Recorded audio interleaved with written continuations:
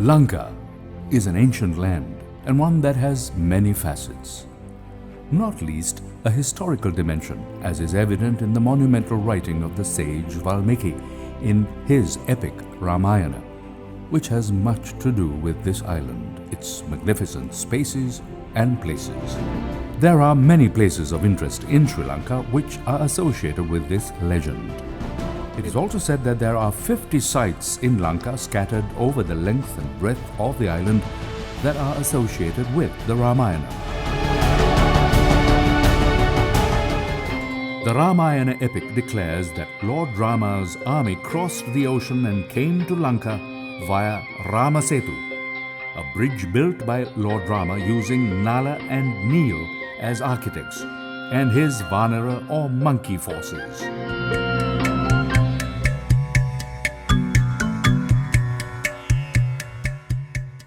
It is believed that the city of Lankapura once stood in these jungles.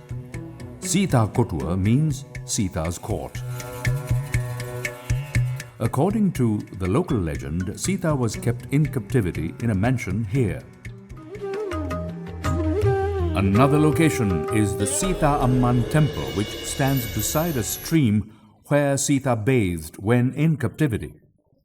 So this is the only Sita temple in the whole world. So anyone who is believing in Ramayana should come over here and pray for themselves and their family. King Ravana's son Indrajit is said to have petitioned God Shiva with acts of penance and puja in order to receive superhuman powers. These acts of devotion were performed here in Gayatri Peedam.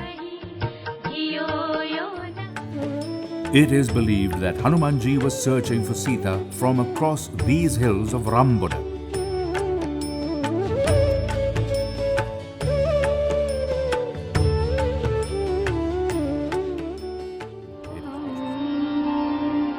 Even today, devotees arrive in large numbers at the Shiva temple at Tirukoneshwaram. This temple is said to date to the Ramayana era.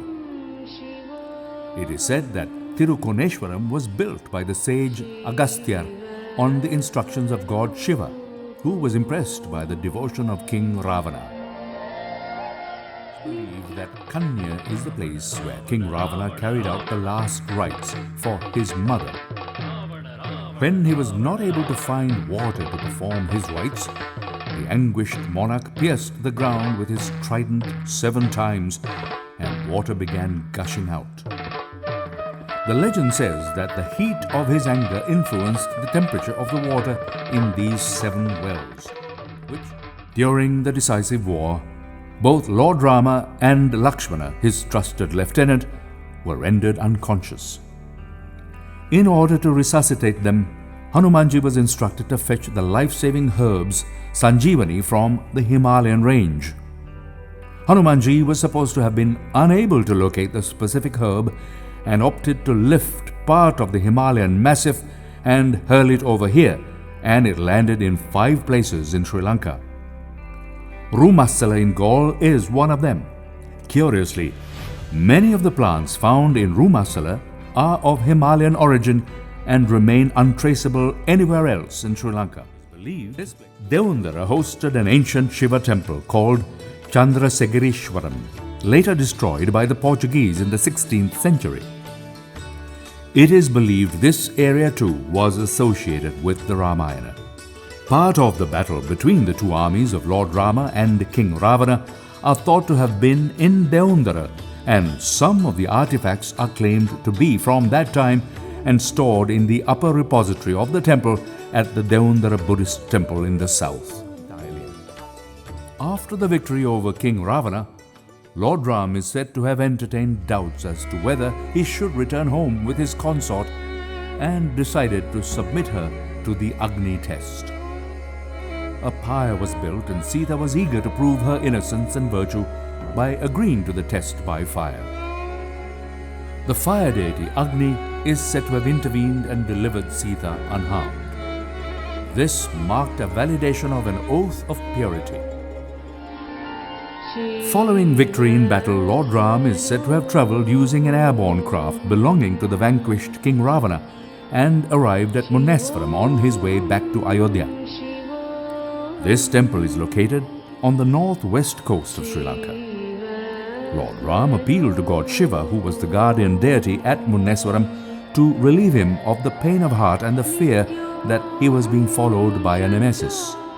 Tiruketiswaram is another ancient Shiva temple that dates to the Ramayana era and is very popular among devotees even today.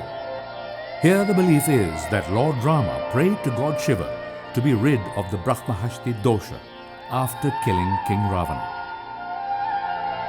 That there has been much that has been exchanged, and the confluence of those traditions only illuminate the relationship the two nations and their people have enjoyed over the ages.